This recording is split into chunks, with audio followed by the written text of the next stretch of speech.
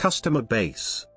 The customer base is the group of customers who repeatedly purchase the goods or services of a business. These customers are a main source of revenue for a company.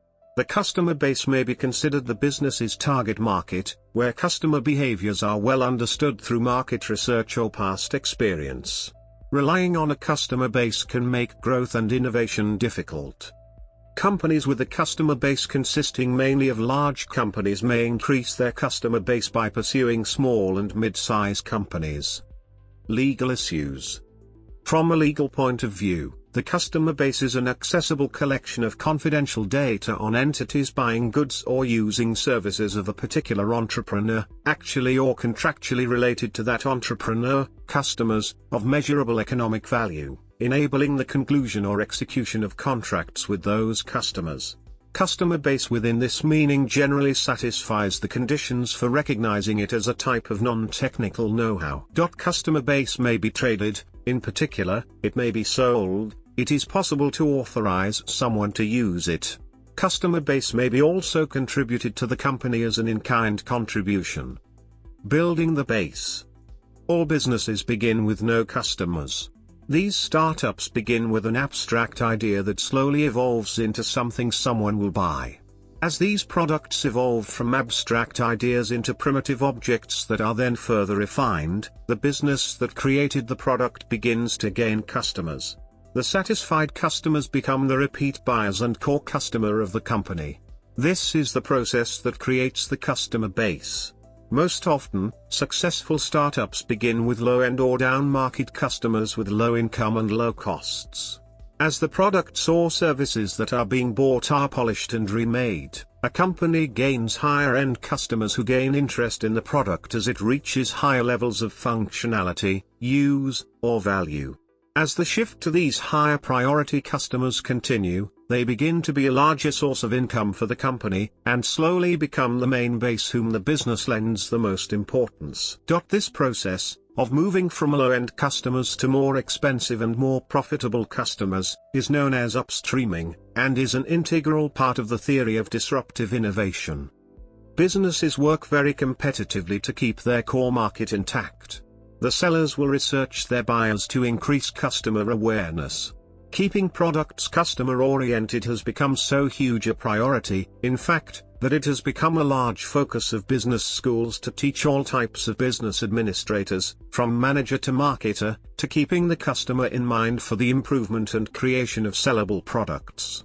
It is very rare for an established company to lose its core customers to incumbents, and it has been stated that when an established company loses their consumer base via sudden and straightforward methods, it was not an ingenious move of the incumbent that allowed this to happen, but rather a result of the established company dropping the ball. The customer base customer. As companies grow their customer base, and gain experience satisfying them, their customers grow accustomed to that business accomplishing a certain task for them. The company or product's brand name may even correlate with the task the customer uses it for. Xerox, Kleenex, and Band-Aid are some extreme cases of brand names being used as the generic name of the product itself. In fact, as long as customers are continually satisfied with their purchases, the act of going to that company's brand to accomplish a specific task becomes habitual. Repeat buyers and users are also useful for further reasons, as they are the source of word-of-mouth advertising. Studies have shown that customer satisfaction with a brand leads to more purchases, from both the same and new customers. A satisfied customer expresses their enjoyment in the product, or even shows a friend the product and has them try it out, and a dissatisfied customer may speak against a product or not mention it at all. Of course, the core consumer is the main spreader of the company's brand name, and the more they use and like what they consume, the more those that surround them will gain interest and then potentially become customers themselves. Shifting of customer priority. Content consumers eventually become fully saturated, and no longer desire the product to be upgraded as it had been before. This customer begins to lose interest, and stops becoming a regular buyer for the business. As a company tends to drift up market, many lower-end customers do not keep up.